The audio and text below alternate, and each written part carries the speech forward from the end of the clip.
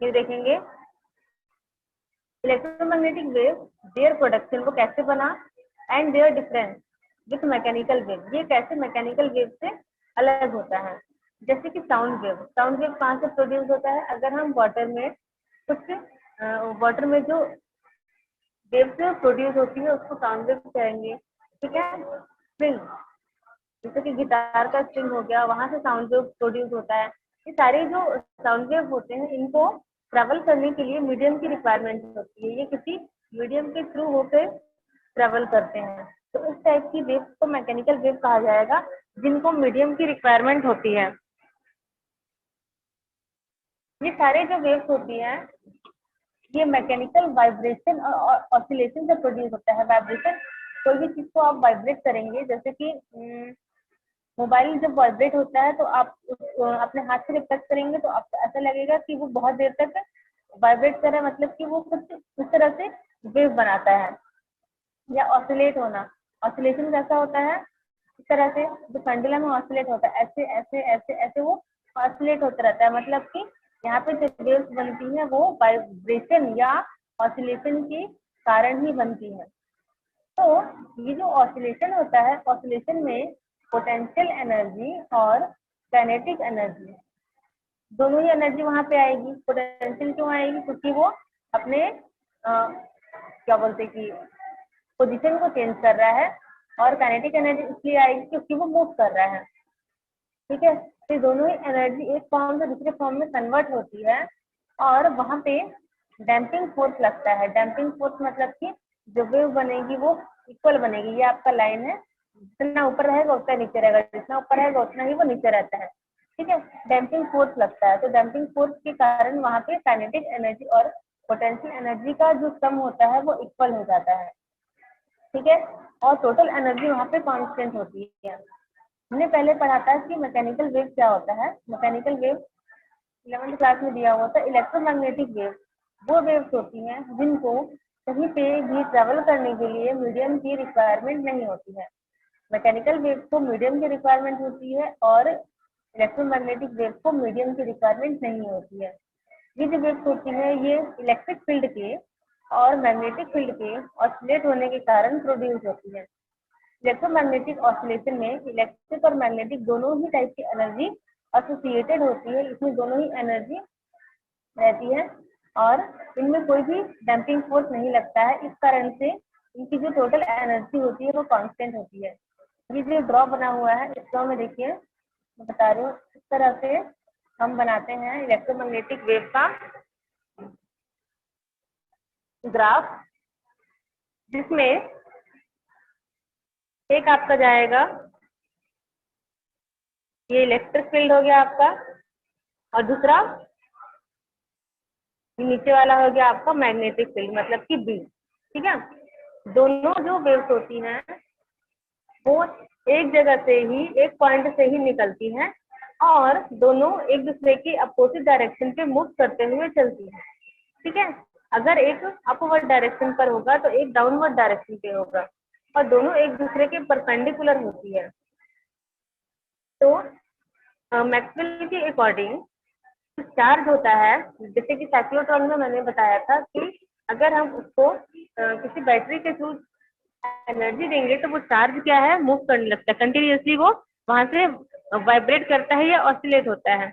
इस कारण से इलेक्ट्रोमैग्नेटिक वेव बनती है। ठीक है, क्योंकि साइक्लोट्रॉन में भी क्या हुआ था, साइक्लोट्रॉन में हमने उसको मैग्नेटिक फील्ड के अंदर पे रखा हुआ था, और उसको हमने बैटरी के थ्रू वहां पे इलेक्ट्रिक फील्ड दिया हुआ था। तो ये जो साइक्लोट्रॉन के अंदर के जो चार्जेस था वो इस तरह से मूव करता है, और वो ऑसिलेट होता है, और कंटिन्यूअसली वो वहां पे इलेक्ट्रोमैग्नेटिक वेव को एमिट करता है।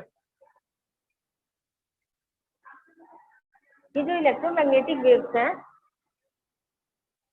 ये मैकेनिकल वेव नहीं होती है। इलेक्ट्रोमैग्नेटिक वेव की जो स्पीड होती है वो लाइट की स्पीड के इक्वल होती है, और लाइट की स्पीड कितनी होती है, 3 × 10⁸ मीटर पर सेकेंड। तो इलेक्ट्रोमैग्नेटिक वेव का जो स्पीड होगा वो भी इतना ही होता है।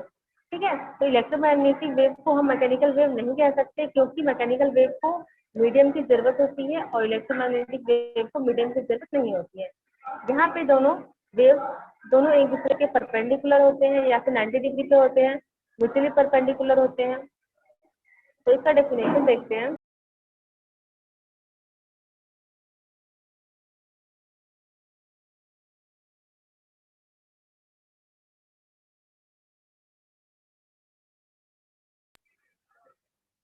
यहाँ पे डेफिनेशन गिवन किया गया है कि इलेक्ट्रोमैग्नेटिक वेव वो वेव्स होती हैं जो कि इलेक्ट्रिक फील्ड और मैग्नेटिक फील्ड में वेरिएशन होने के कारण बनती हैं और दोनों एक दूसरे के राइट एंगल पे होती हैं। ठीक है, दोनों एक दूसरे के 90 डिग्री पे होती है, म्यूचुअली परपेंडिकुलर होती है।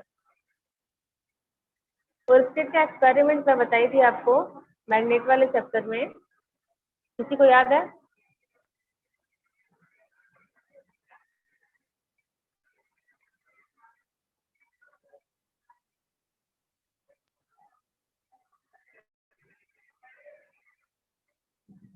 तुम लोग क्या मोबाइल ऑन करके साइड में रख देते हो?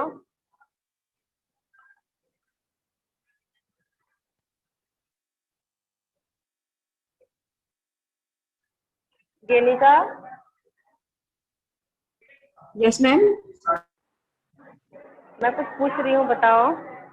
और स्टेट का एक्सपेरिमेंट बताई थी एक चैप्टर में, मैग्नेट वाले चैप्टर में। क्या था उसका एक्सपेरिमेंट? देखो यहाँ पे लिखा हुआ है साफ साफ, ठीक है ना? इसको पढ़ करके मुझे बताओ क्या बताया था उन्होंने। जिसको भी आ रहा है समझ में वो पढ़ के बताएगा। सुनिका, जेनिका, मानस, मारूफ, सुहानी, और कौन है? समीक्षा और सानिया। मैम और का एक्सपेरिमेंट में मैग्नेटिक फील्ड वाला था। मतलब किसी भी कंडक्टर में इलेक्ट्रिसिटी पास करते तो वहां पे मैग्नेटिक फील्ड। हाँ, क्या करते हैं? किसी भी कंडक्टर में इलेक्ट्रिसिटी पास करते हैं तो मैम उसमें मैग्नेटिक फील्ड जनरेट होता है उसके मतलब बाहर के एरिया में। हाँ हाँ हाँ, वेरी गुड। ठीक है, ये तो उन्होंने बताया। और उसके फिर फैराडे ने क्या बताया था इलेक्ट्रोमैग्नेटिक इंडक्शन वाले चैप्टर में? और स्टेट ने ये कहा था कि अगर इलेक्ट्रिक फील्ड से क्या प्रोड्यूस होता है? मैग्नेटिक फील्ड प्रोड्यूस होता है ना, 1820 में। तो 1831 में फैराडे ने क्या बताया था?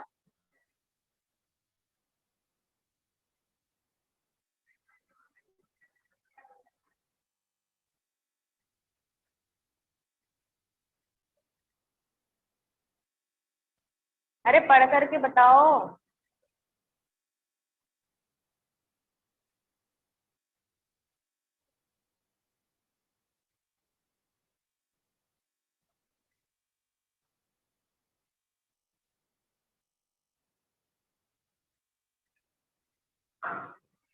तो आनी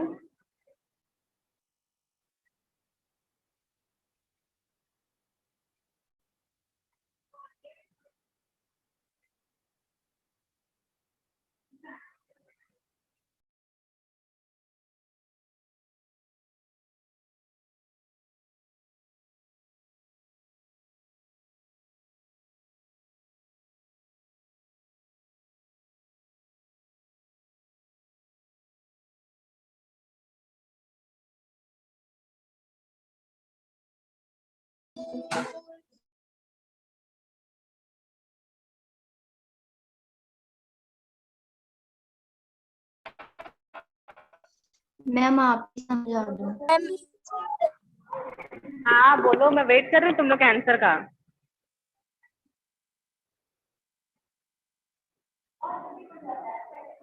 मैम जब इलेक्ट्रिक फ्लक्स को कॉइल के साथ लिंक करते हैं तो उसमें ईएमएफ का फ्लो मतलब करंट का फ्लो होता है। सिंपल बता रही हूँ, देखो। कंफ्यूजन की दुकान। और स्टेट क्या बताया थे? कंडक्टर में इलेक्ट्रिक करंट पास करते हैं तो वहां पर मैग्नेटिक फील्ड प्रोड्यूस होता है। ठीक है, ये बताया था उन्होंने। फैराडे ने क्या बताया कि अगर इलेक्ट्रिक फील्ड से मैग्नेटिक फील्ड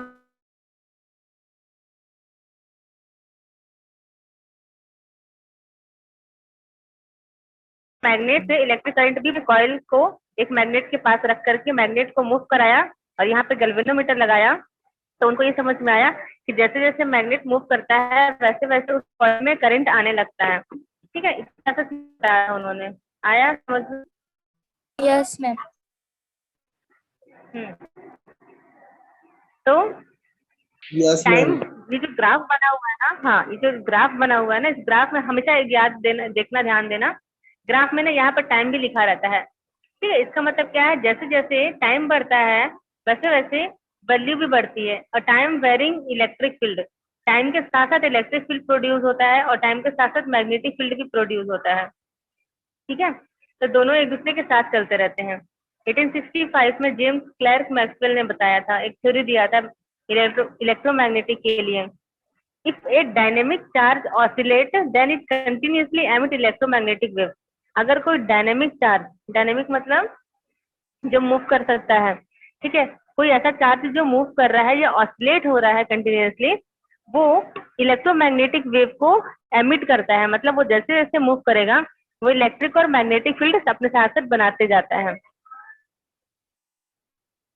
ये इतना ही था, लेकिन एग्जाम में इस चैप्टर से इलेक्ट्रोमैग्नेटिक वेव क्या होता है ये पूछा जाता है। इसके अलावा इसकी प्रॉपर्टी पूछी जाती है। ठीक है, और इस चैप्टर में एक और टॉपिक है हर्ट्ज एक्सपेरिमेंट, वो पूछा जाता है। एंड लास्ट में इलेक्ट्रोमैग्नेटिक स्पेक्ट्रम पूछते हैं। तो मैं यहाँ पे प्रॉपर्टी बता देती हूँ पहले, फिर हर्ट्ज का एक्सपेरिमेंट बताऊंगी।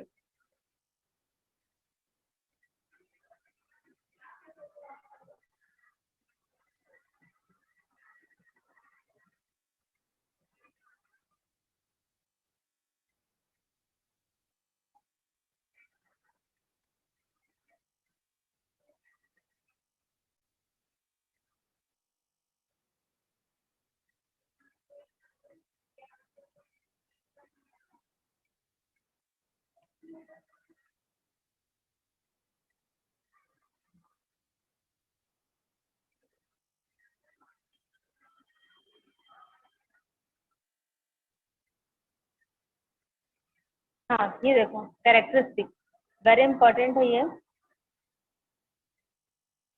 इसकी क्या क्या कैरेक्टरिस्टिक होती है। फर्स्ट देखिए, इलेक्ट्रोमैग्नेटिक वेव कैसे जनरेट होती है, चार्ज के ऑसिलेट होने के कारण या एक्सिलरेट होने के कारण।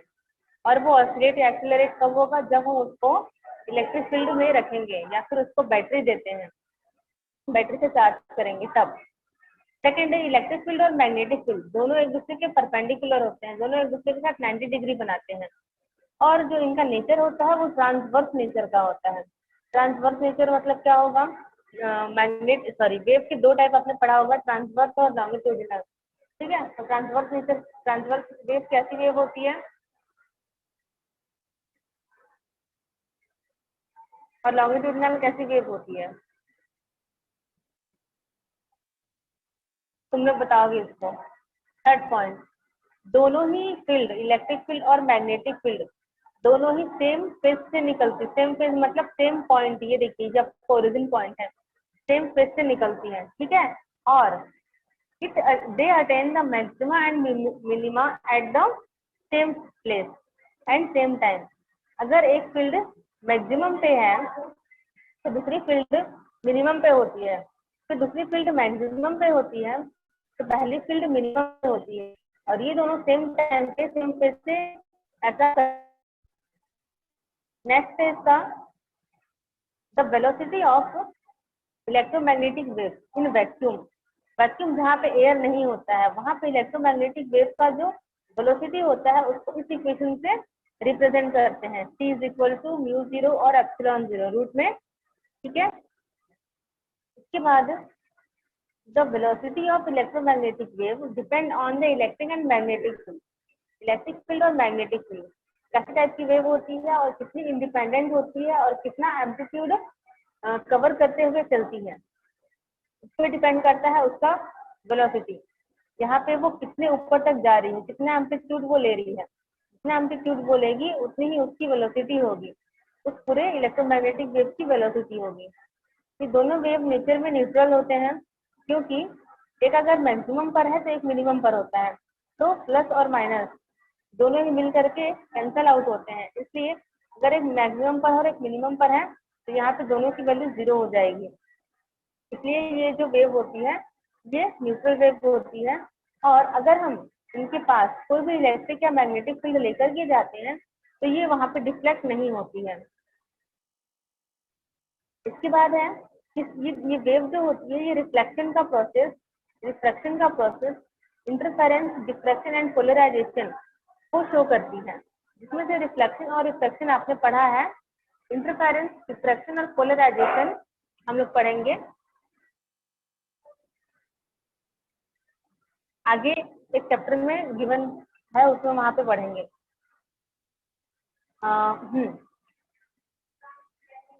इसके अलावा दो और इम्पोर्टेंट है। This wave transfer the energy associated the electric and magnetic field. ये वेव में जो काइनेटिक और पोटेंशियल एनर्जी दोनों एनर्जी होती है वो दोनों एक दूसरे को ट्रांसफर करती है, और ये इन वेव में एनर्जी के साथ साथ मोमेंटम भी होता है। ठीक है, और ये वेव प्रेशर लगाती है किसी इंसिडेंट सरफेस पे, जहाँ पर ये पड़ेंगी, जिस भी लाइट की एरिया पे पड़ती है वहां पे प्रेशर लगाती है।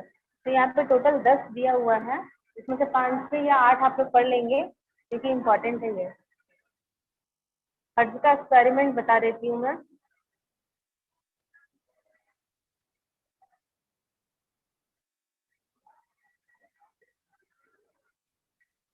इलेक्ट्रोमैग्नेटिक वेव को हिस्ट्री को बताने के लिए बहुत सारे साइंटिस्ट ने यहाँ पे एक्सपेरिमेंट किया था। Maxwell theoretical prediction, hertz experiment, उसके बाद है बोथ एक्सपेरिमेंट, ठीक है, और एक मार्कोनी एक्सपेरिमेंट। उन चारों में सिर्फ एक ही इम्पोर्टेंट है, हर्ट्ज का एक्सपेरिमेंट। 1887 में जर्मन के साइंटिस्ट हेनरी रुडोल्फ ने एक्सपेरिमेंट किया था इलेक्ट्रोमैग्नेटिक वेव कैसे प्रोड्यूस होता है, ठीक है, उसको चेक करने के लिए एक एक्सपेरिमेंट किया था। ठीक है, उसके लिए उन्होंने क्या किया था, यहाँ पे एक अरेंजमेंट बनाया था। इस फिगर को देखिए, यहाँ पे दो पैरेलल मेटल के प्लेट लिया है उन्होंने, X1 और X2। ये है आपका एक प्लेट और ये है आपका एक प्लेट, दोनों को लिया था। दोनों एक दूसरे से 60 सेंटीमीटर दूर होंगे। ठीक है, दोनों को कनेक्ट करेंगे मेटल के स्फीयर, छोटे छोटे स्फीयर यहाँ लगे हुए हैं, S1 और S2, इन दोनों से कनेक्ट किया गया और एक यहाँ पे रॉड लगाया गया है दोनों के बीच में, और S1 और S2 के बीच में भी रॉड रहेगा 2 सेंटीमीटर का। ये जो R1 और R2 है, इसके फिर दो यहाँ पे रॉड कॉइल लगे रहेंगे, उनके थ्रू यहाँ पे कॉइल को कनेक्ट करेंगे जिसको L से रिप्रेजेंट करते हैं। और यहाँ पर एक डिटेक्टर लगा होता है जो जस्ट सामने रखा जाता है, ये पूरा कॉइल का बना होगा। और यहाँ पर सिर्फ इसी डिजाइन का एक S1 डैश और S2 डैश का स्फीयर लगा होगा, S1 S2 के बीच में, और यहाँ पर S1 डैश और S2 डैश के बीच में गैपिंग रहता है, ताकि वहाँ पे हम इलेक्ट्रोमैग्नेटिक वेव को डिटेक्ट कर सकें।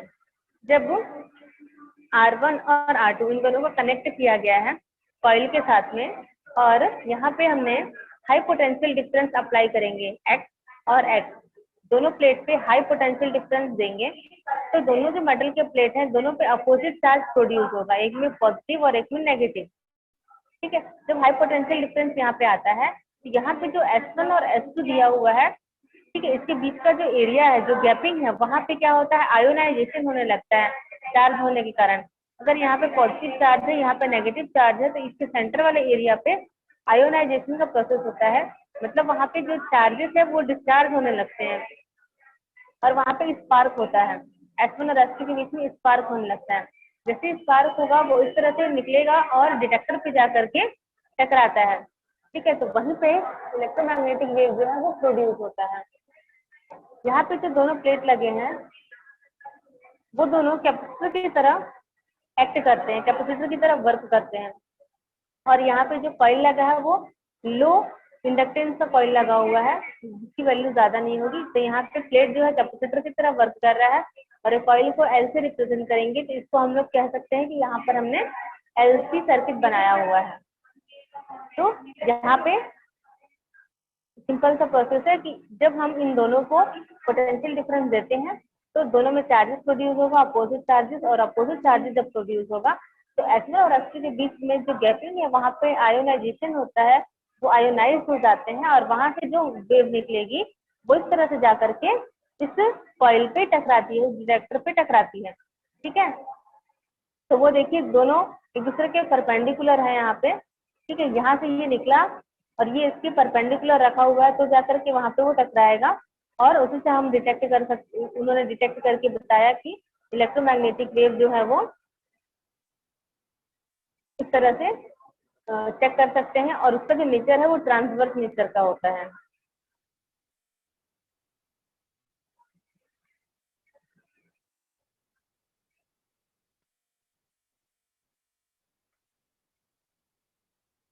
इसके बाद जो टॉपिक है इलेक्ट्रोमैग्नेटिक स्पेक्ट्रम, 2 पेज का है, उसको मैं कल बताऊंगी, नेक्स्ट क्लास में बताऊंगी, ठीक है।